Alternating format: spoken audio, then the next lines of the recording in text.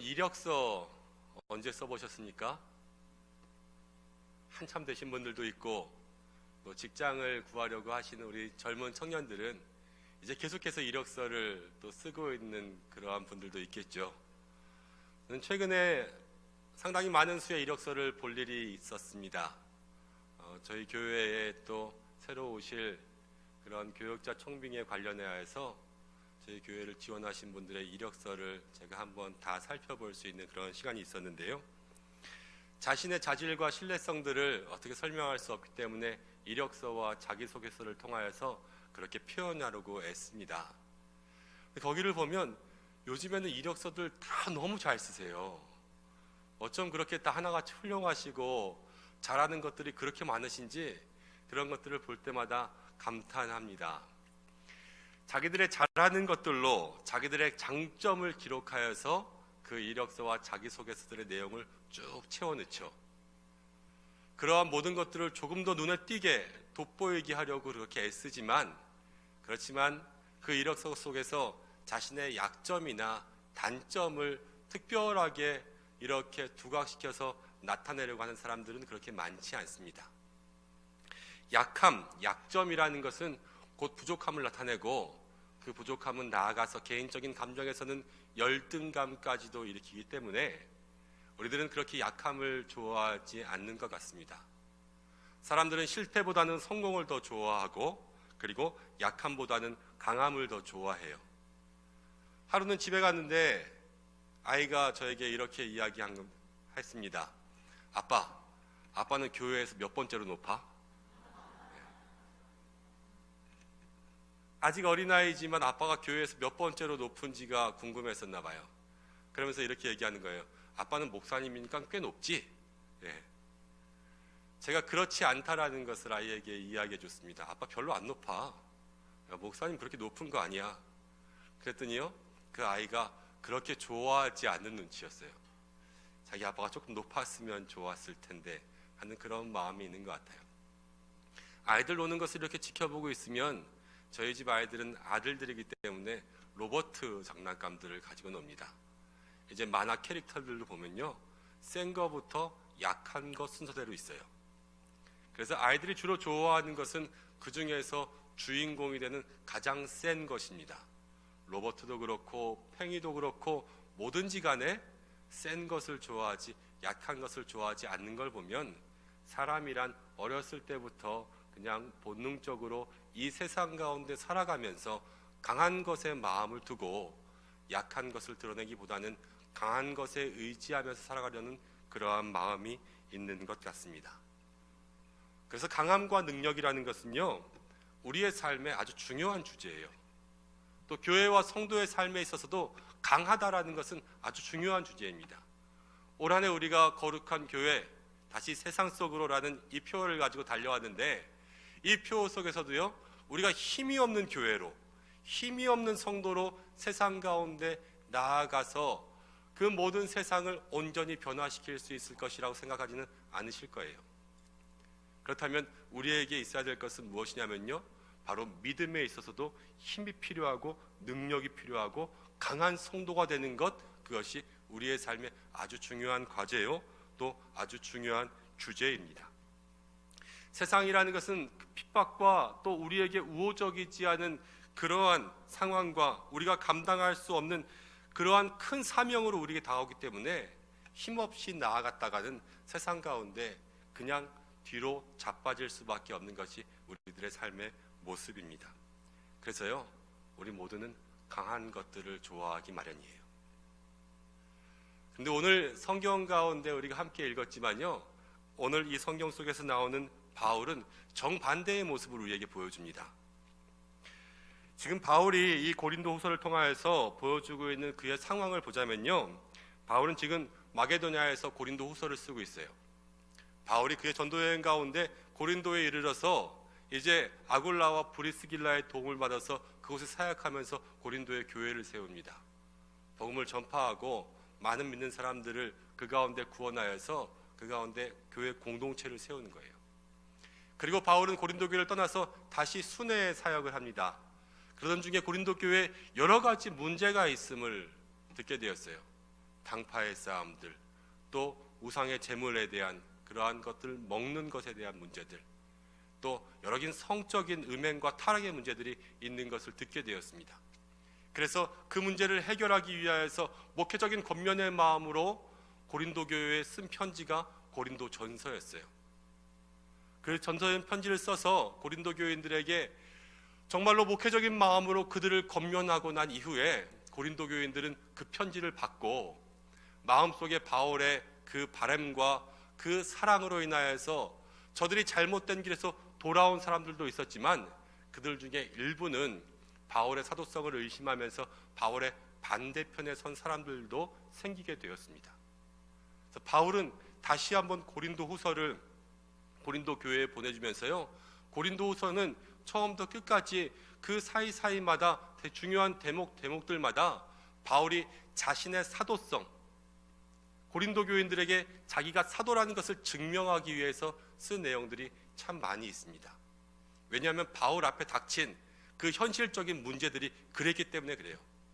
지금 고린도 교회의 일부의 성도들이 바울의 사도성을 의심하고 바울을 대적하고 바울이 참 목자가 아닌 것처럼 그렇게 이야기하고 있는 상황에서 바울은 이 고린도후서를 통하여서 자기의 사도성을 다시 한번 증명해야 되는 거죠.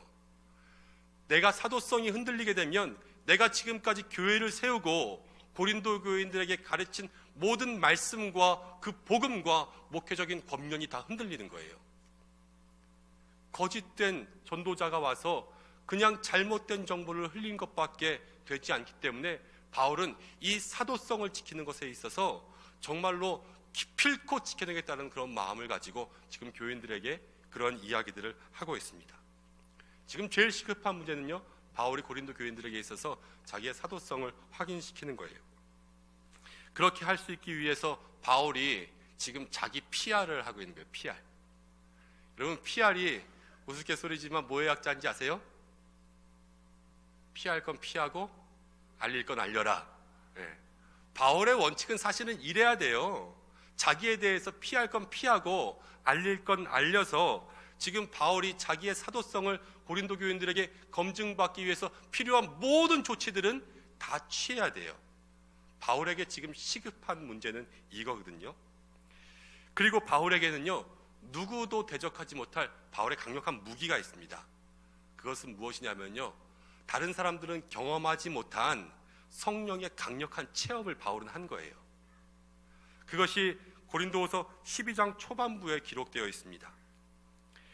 제가 먼저 고린도후서 12장 2절 말씀을 한번 읽어드리겠습니다. 내가 그리스도 안에 있는 한 사람을 아노니 그는 14년 전에 셋째 하늘에 이끌려간 자라. 바울은 자기에 대해서 이야기하는데요, 14년 전, 이거는 사실에 근거하여서 확실한 이때다라는 것을 먼저 이야기하는 거예요.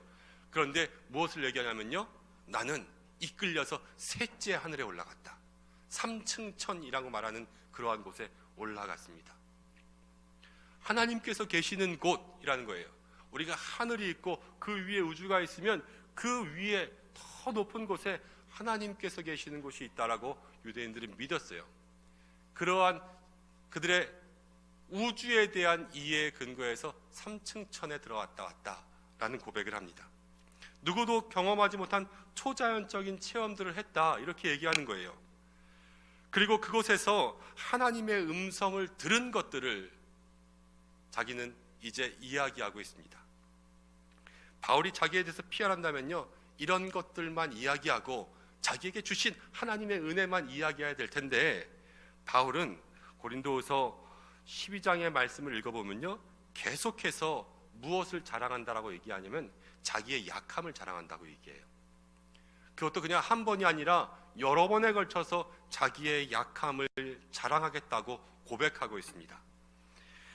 자막을 준비했는데요, 한번 같이 읽어보겠습니다.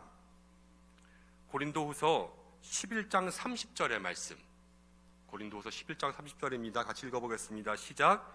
내가 부득불 자랑할진대 내가 약한 것을 자랑하리라. 고린도후서 12장 5절 말씀을 한번 더 읽어보겠습니다. 12장 5절입니다. 시작. 내가 이런 사람을 위하여 자랑하겠으나 나를 위하여는 약한 것들 외에 자랑하지 아니하리라. 12장 9절 말씀, 오늘 본문 말씀이죠. 한 번 더 읽어보겠습니다. 12장 9절입니다. 시작. 나에게 이르시기를 내 은혜가 내게 족하도다. 이는 내 능력이 약한 데서 온전하여짐이라 하시니라. 그러므로 도리어 크게 기뻐함으로 나의 여러 약한 것들에 대하여 자랑하리니 이는 그리스도의 능력이 내게 머물게 하려 함이라. 아멘.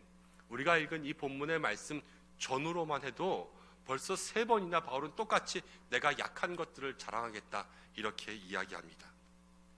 바울은요, 자기의 약한 것을 고백했어요.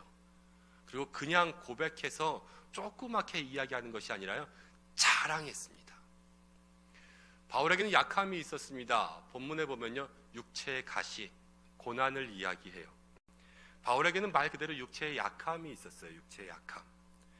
본문에서 이야기한 육체의 가시는 많은 성경학자들은 바울에게 있어서 눈에 이 안과적인 질환이 있었을 것이라 이야기합니다. 갈라디아서를 읽어보면 갈라디아 교인들에게 너희가 나를 사랑하는 마음으로 눈이라도 빼어주었을 것이다. 바울의 눈을 대신하여 줄 수 있는 그러한 사랑, 그것까지도 주고 싶어하는 그러한 사랑들이 그들에게 있었다라는 그러한 고백들을 통하여서 바울에게 이런 안과적인 질환이 있었다라는 것을 추측합니다. 그런데요, 눈이 안 보인다는 것, 안과적인 질환, 이 눈에 있어서 앞을 보는 데에 질병이 있다는 것은요, 복음을 전파하는 사람들에게 치명적인 약점이에요. 요한복음을 읽다 보면 날 때부터 눈먼 사람을 향하여서 예수님의 제자들이 예수님에게 이렇게 질문합니다. 예수님, 저 사람이 날 때부터 앞을 보지 못하는 것이 저 사람의 죄입니까? 아니면 부모님의 죄입니까? 다시 말하면요, 보지 못하는 것은 안과적인 질환은 죄와 연관이 있는 거예요. 복음 전파자에게 있어서 예수 그리스도를 증거하고 구원받은 삶을 이야기해야 되는 그런 바울에게 있어서요, 지금 자기의 눈에 질병이 생겼다라는 것은 아주 큰 약점 중에 약점입니다. 그냥 조금 눈에 무엇인가 생겨가지고 안 보이는 정도가 아니에요. 이거는 복음을 전파하는 사역에 있어서 어려움이 닥친 것을 이야기해요. 그런데 바울은 그것을 조그맣게 어느 자랑 가운데 끼워서 몰래 끼워서 이야기하는 것이 아니라요, 이것을 드러내놓고 자랑하고 있는 거예요. 바울이 어떻게 하면 이렇게 할 수 있었을까요? 이것은 바울에게 믿음이 있었기 때문입니다. 바울에게는 믿음이 있었어요. 그럼 믿음이라는 것은요, 참 중요한 역할을 우리에게 합니다. 믿음이 없으면 우리는 어떠한 어려움과 또 우리가 우리의 힘으로 감당할 수 없는 상황과 환경, 큰 문제들 앞에서요, 우리는 흔들리고 또 넘어지고 쓰러져요. 그렇지만 믿음은요, 그것을 이기는 것을 가능하게 합니다. 보이지 않는 것을 믿게 하고 또 우리가 아직 경험하지 않은 것들을 기대하고 소망하게 하고요, 하나님께서 아직 우리에게 역사하시지 않은 것을 역사할 것이라고 우리가 기다릴 수 있게 하는 것이 믿음이에요. 바울은 그 믿음이 그의 삶 속에 확실하게 있었기 때문에 아직 그의 약점을 통하여서 하나님께서 그것 가운데 또 변화시켜서 새로운 것으로 응답하시고 또 그 모든 질병의 문제들을 해결시켜 주시지 않으셨음에도 불구하고 그 마음속에 그의 믿음을 통하여서 이런 약한 것들을 자랑하게 하는 그러한 능력이 그 가운데 있었던 것입니다. 오늘 우리가 이 말씀을 통하여서요, 그 바울의 믿음을 따라갈 수 있는 여러분들의 삶이 되시길 주님의 이름으로 축복합니다. 오늘 이 믿음을 우리가 따라가야 되는 거예요. 바울이요, 그 삶 가운데 보면 이 고통과 고난, 이 육체의 가시를 언제 받았는가 하면 바울은 7절 말씀 가운데 이렇게 고백합니다. 7절을 같이 한번 읽어보겠습니다. 12장 7절입니다.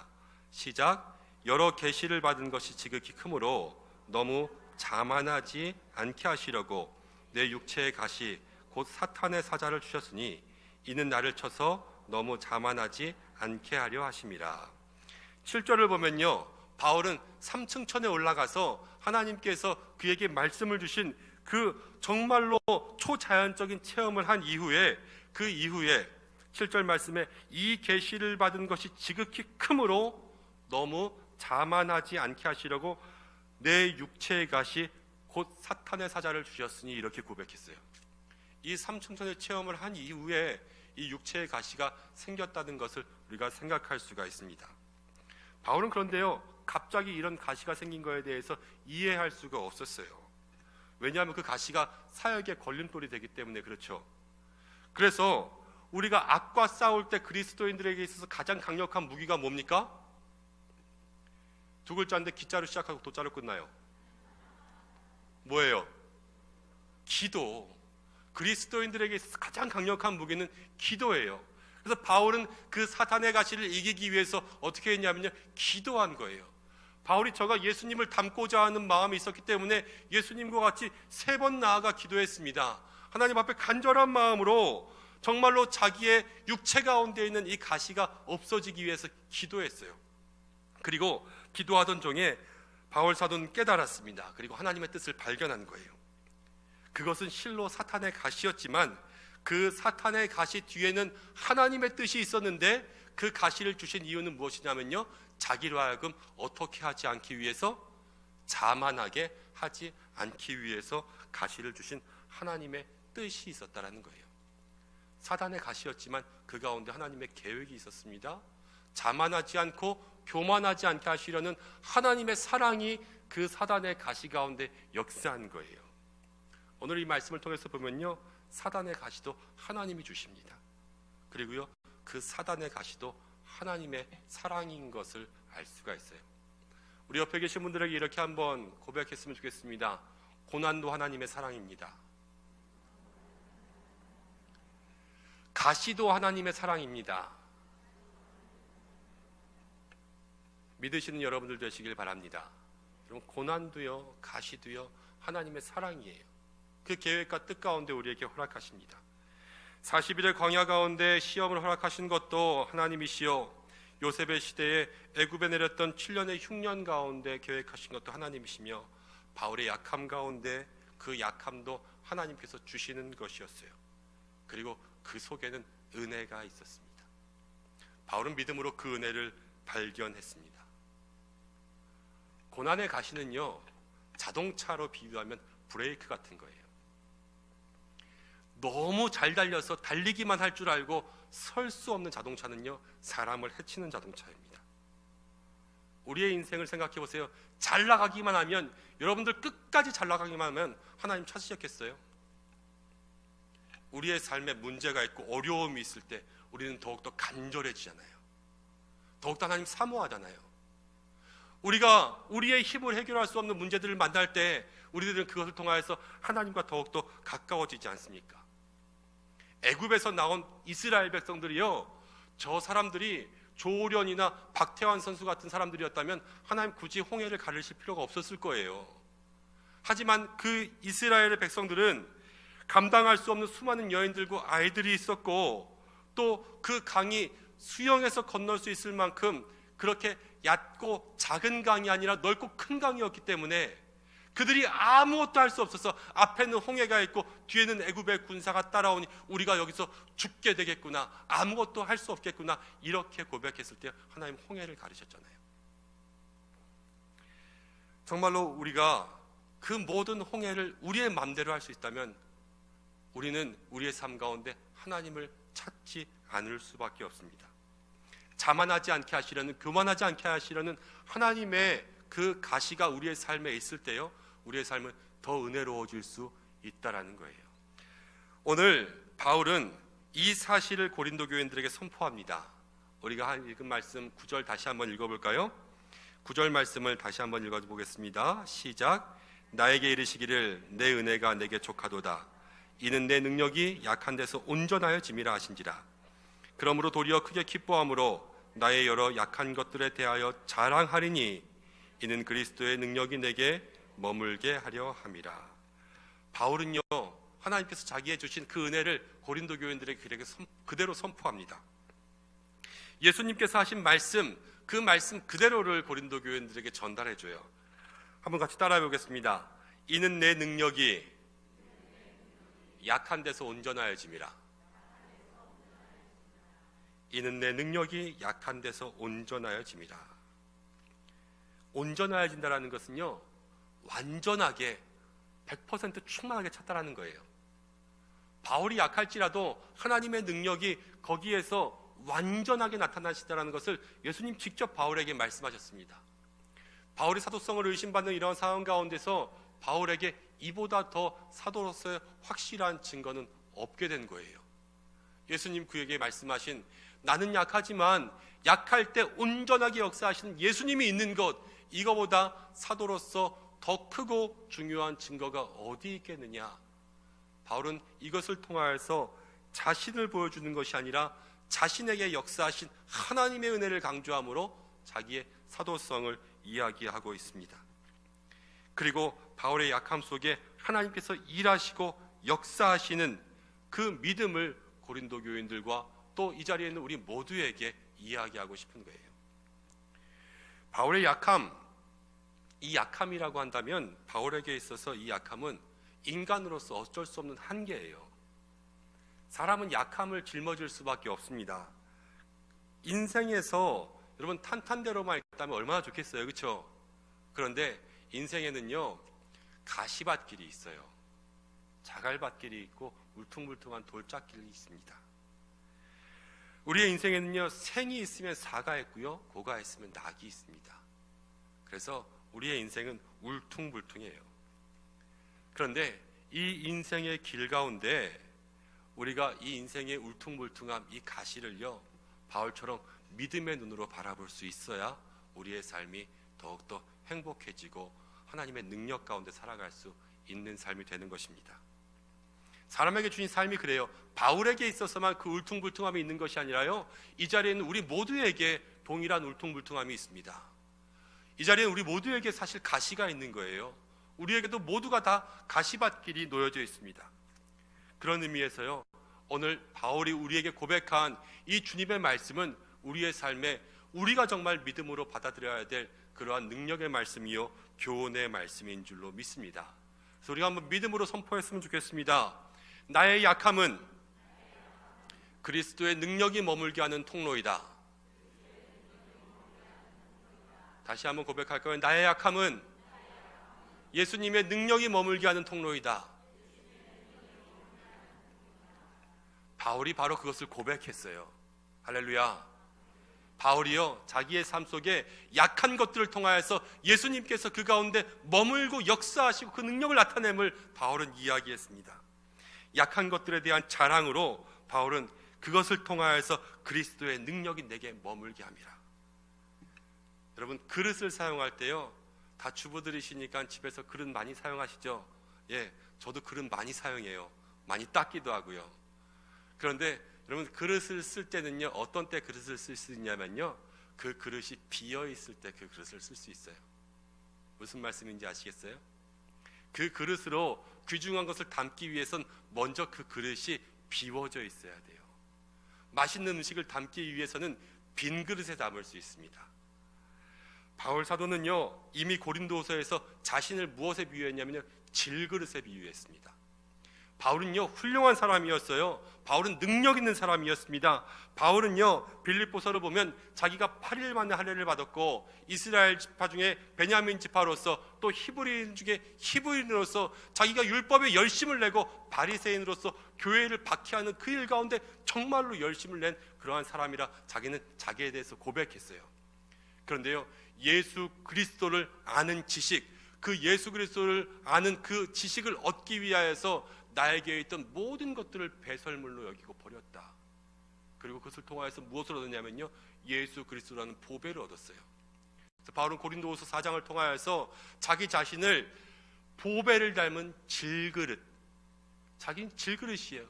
근데 그 가운데 자기의 모든 것을 비우고 보배를 담았다, 이렇게 고백합니다. 바울은 이 보배, 이 예수 그리스도, 자기와 같은 질그릇의 삶 가운데 담긴 그 보배를 통하여서요, 자기의 삶에 온전한 능력이 나타남을 고린도후서 전체를 통하여서 이야기하고 있어요. 여러분, 우리의 삶에도요, 우리의 삶에 우리가 가지고 있는 모든 것들을 내려놓고 비우는 작업이 우리에게 필요합니다. 내가 지금 붙잡고 있는 거, 내가 지금 쥐고 있는 거, 이게 무엇인지 모르지만 그것을 놓아야 돼요.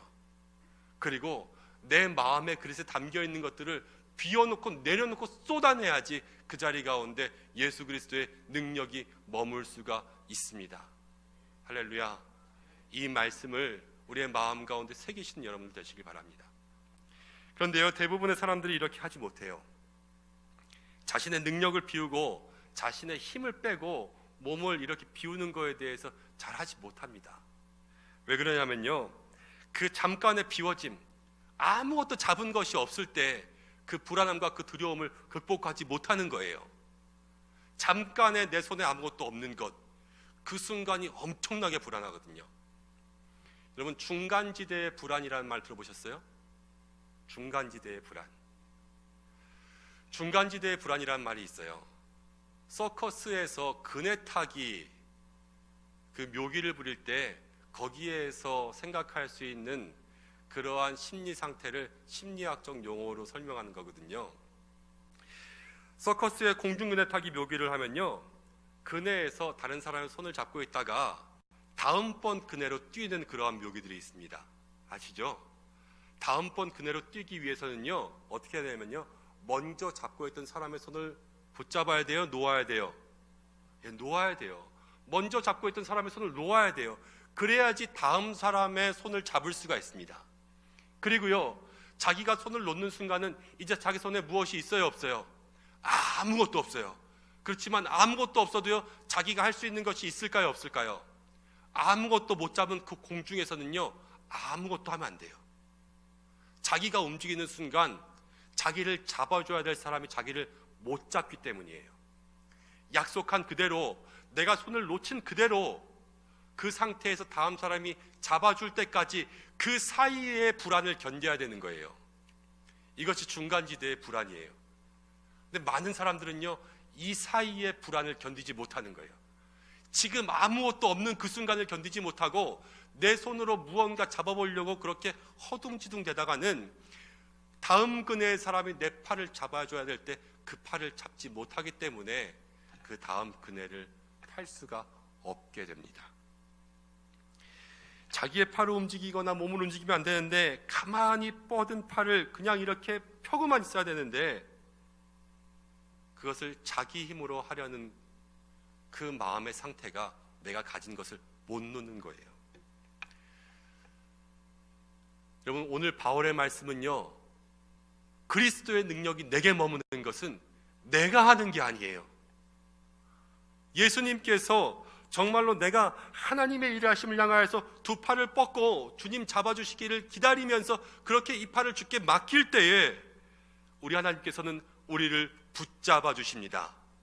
이 약간의 불안함을 견디고 이 중간지대의 불안을 벗어나야 돼요. 그래야 하나님 우리에게 역사하십니다. 손을 놓아서 내가 아무것도 할 수 없을 때 하나님 우리를 붙잡아 주십니다. 아브라함을 생각해 보세요. 아브라함이 나이가 많아졌어요. 그리고 아내 사라는요, 경수가 끊어졌습니다. 더 이상 사람의 힘으로는 자식을 낳을 수 없을 때요, 하나님 그들에게 역사하셔서 아들 이삭을 허락하여 주셨어요. 약함 중에 아무것도 할 수 없을 때 하나님께서 온전히 역사하심으로 그 일들을 이루어 가셔서 하나님의 능력을 보여주셨습니다. 요한복음 11장 가운데 보면 나사로의 죽음 앞에서 마리아와 마르다는 이제 다 마음을 놓고 체념하고 있었습니다. 죽은 지 사흘이 나서 이제 냄새가 나기 시작했어요. 하지만 그때 예수님께서 그들의 삶 가운데 능력을 베푸셔서 죽은 나사로를 살려주셨습니다. 아무것도 할 수 없는 무기력한 체념의 상태에서 그때 예수님 믿기만 하라, 그 믿음 가운데 역사하셔서 죽은 자를 살리시는 놀라운 은혜를 경험하게 하셨습니다.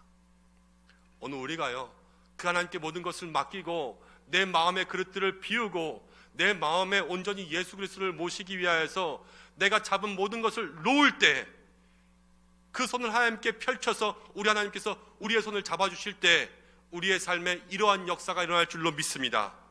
오늘 저와 여러분들의 삶 속에 그러한 역사가 일어나야 하는 거예요. 우리의 삶 속에 역사하시는 주님의 손을 붙잡기 원하신다면, 그렇다면 먼저 우리가 쥐고 있는 세상의 것들을 놓아야 하는 것입니다. 우리 주님께서 붙잡아 주시는 줄로 믿습니다. 그리고 내가 지금 잡은 것을 놓을 때, 우리 주님 붙잡으실 때 우리의 삶이 기쁨이 되는 거예요. 우리는 흔히 우리가 강해지고 준비돼야지만 주님의 일을 할 수 있는 것처럼 생각해요. 그래서 늘 기도합니다. 주님, 강하고 담대하게 내가 이 일들을 잘 감당할 수 있게 능력을 더하여 주시옵소서 기도합니다. 그렇지만 우리는 주님의 능력을 받기 위해서 내가 지금 가지고 있는 능력을 하나님 비워주시옵소서 이렇게 기도하지 않잖아요. 그렇지만 오늘 말씀의 원리대로 따르면요, 우리의 삶 속에 우리가 더욱더 주님의 능력으로 채워지기 위해선 내가 잘하는 것 버려야 돼요. 내가 붙잡고 있는 건 내려놓아야 돼요. 내 마음속에 내가 나의 힘으로 제일 잘할 수 있는 것, 여러분 그것들로 하나님께 맡기시며 나아가는 여러분들 되시기를 주님의 이름으로 축복합니다. 고린도전서 1장 26절부터 29절 말씀 가운데 이런 말씀이 있습니다. 한번 자막을 통해서 준비했는데요, 고린도전서 1장 26절부터 29절까지의 말씀 한번 읽어보겠습니다. 시작. 형제들아, 너희를 부르심을 보라. 육체를 따라 지혜로운 자가 많지 아니하며 능한 자가 많지 아니하며 문벌 좋은 자가 많지 아니하도다. 그러나 하나님께서 세상의 미련한 것들을 택하사 지혜 있는 자들을 부끄럽게 하시려고 세상의 약한 것들을 택하사 강한 것들을 부끄럽게 하려 하시며 하나님께서 세상의 천한 것들과 멸시받는 것들과 없는 것들을 택하사 있는 것들을 폐하려 하시다니 이는 아무 육체도 하나님 앞에서 자랑하지 못하게 하려 하심이라. 이 말씀이요, 하나님을 사람을 어떻게 사용하시는지 너무나도 잘 알려주는 구절이에요. 하나님 약한 자를 즐겨 사용하신다. 이 말씀을 잊지 않는 여러분들 되시기를 주님의 이름으로 축복합니다. 그리스도인에게 있어서 강함은요, 우리의 능력이 아니라 우리를 구원하신 오직 예수님의 능력이에요. 우리가 약할 때 그 능력이 완전해진다는 이 원리를 깨달을 때요, 우리는 이제 더 이상 약하지 않습니다. 그리고 약해질 수가 없습니다. 왜냐하면 우리가 약할 때 주님 우리를 강하게 하시기 때문이에요. 10절을 한번 읽어보겠습니다. 10절 같이 읽습니다. 시작. 그러므로 내가 그리스도를 위하여 약한 것들과 능욕과 궁핍과 박해와 곤고를 기뻐하노니 이는 내가 약한 그때의 강함이라. 바울은요, 자기가 약할 때 강함이라는 놀라운 사실을 알게 되었어요. 그리고 난 다음에 자기의 약함을 보는 시선이 달라졌습니다. 어떻게 달라졌냐면요, 자기의 약함과 능욕과 궁핍이요 도리어 기쁜 것이 됐어요. 약한 것 이야기하면서 자랑하고요 기뻐한 거예요. 왜냐하면 이것을 통하여서 그리스도의 능력이 나에게 더 크게 나타난다는 것을 깨달았기 때문에. 힘들고 어려운 일이 생길 때, 고난의 파도가 우리에게 다가올 때 이 속에서 하나님의 손이 역사하신다는 그 믿음이요, 파도보다 하나님을 더 바라보게 하는 거예요. 그래서 바울은 기뻐할 수밖에 없었습니다. 파도가 달려올 때 그 파도 속에서 하나님의 손이 오겠구나, 이것을 그 마음으로 고백할 수밖에 없었기 때문에 그의 마음은 더할 수 없이 기뻤던 것입니다. 그렇기 때문에 바울은요, 자기의 약함을 자랑한 게 아니에요. 내 속에서 그리스도의 오심을 자랑한 거예요. 한 여자 집사님이 있었는데요, 이야기하다가 제가 재미난 이야기를 들었어요. 직장 일 때문에 출근이 아니라 출장을 가시게 됐어요. 며칠 집을 비우셨는데 애들이 너무 좋아했다는 거예요. 엄마가 없는 동안 게임도 마음대로 하고 밤늦게까지 TV를 볼 수도 있는데 엄마가 잔소리 안 하니까, 그렇죠? 그래서 아들이 너무 좋아한다고 그런 얘기를 하더라고요. 그 아이는 아마 이랬을 거예요. 학교에 가서 친구들에게 야, 오늘 우리 엄마 없다, 그렇죠? 엄마가 없다는 사실은 얼마나 슬퍼요, 그렇죠? 그렇지만 그 아이들이 슬퍼하며 얘기했을까요? 좋아하며 얘기했을까요? 몇 번째요? 네, 좋아하며 얘기했을 거예요. 왜냐? 그 아이들에게는 아이들의 엄마가 없다라는 것이 중요한 게 아니라요, 엄마가 없어서 오늘 게임을 밤새 할 수 있다, 이것이 그 말씀의 뜻이었던 거예요. 바울의 이야기도 마찬가지예요. 나의 약함을 자랑하는 것이 아니라요, 이 약함 속에 역사하신 주님을 자랑하는 줄로 믿으시기 바랍니다. 우리의 믿음의 삶이 그래야 돼요. 우리의 약함이 아니라 약함 가운데 보배로 역사하시는 그 주님을 바라볼 때에 우리의 약함까지도 능력이 되는 줄로 믿습니다. 여러분, 한복을 한번 생각해 보세요. 신방 다니다 보니까요, 그 한복에 자수실로 하는 거 있잖아요. 그 자수의 달인분이 계시더라고요. 그런데 그 자수를 이렇게 뒤집어 보면 어때요? 그 뒷면에는 갖가지 색깔의 실들이 그냥 서로 무질서하게 엉켜 있고 어떤 모양인지 모르잖아요. 그렇지만 그것을 뒤집으면 어떻게 됩니까? 아주 아름다운 모양이 나타나죠. 여러분, 그것을 뒤집었을 때 그 뒷모습에 아무 모양도 없이 엉켜 있고 설켜 있는 무질서하게 있는 그 실은요, 우리들의 삶의 고통과 고난의 가시일 수 있어요. 어쩌면 그것이 우리의 인생인 거예요. 그렇지만 우리의 인생이 그렇게 될지라도요, 그 자수를 뒤집으면 본래의 아름다운 모습이 나타나는 것, 이것이 바로 하나님께서 우리에게 역사하시는 하나님의 능력입니다. 우리는 아무것도 아닌 것처럼 보여도요, 우리의 삶 가운데 주님 역사하시면 그 자수보다도 더 귀하고 아름다운 삶이 우리의 삶이 되는 줄로 믿습니다. 여러분, 이것들을 소망하셔야 돼요. 이제 말씀을 마치려고 합니다. 오늘 말씀은 우리에게 이렇게 권면해요. 우리의 약함을 바라보지 말고, 우리의 자신을 바라보지 말고 그 속에서 이루시는 하나님의 능력을 바라보라, 우리에게 말씀하고 있습니다. 연약함을 통하여서 그리스도의 성품을 개발하고, 우리가 연약할 때 더욱더 하나님 앞에 예배하며 기도하며 간구함으로 나아갈 때, 우리의 연약함을 인정할 때 하나님의 능력이 우리에게 나타나는 줄로 믿습니다. 그래서 오늘 주님 우리에게 이렇게 말씀하시는 거예요. 내가 약할 때 그때가 강함이라. 내가 약할 그때에 내가 강함이니라. 우리 한번 마지막으로 따라하겠습니다. 내가 약할 그때에 내가 강함이니라. 오늘 하나님 우리에게 이렇게 말씀하시는 줄로 믿습니다. 우리의 약함을 주님 앞에 내어놓고 하나님의 능력을 온전히 경험함으로 큰 은혜를 누리는 하나님의 사람들 되시기를 주님의 이름으로 축복합니다. 우리 이 시간 아까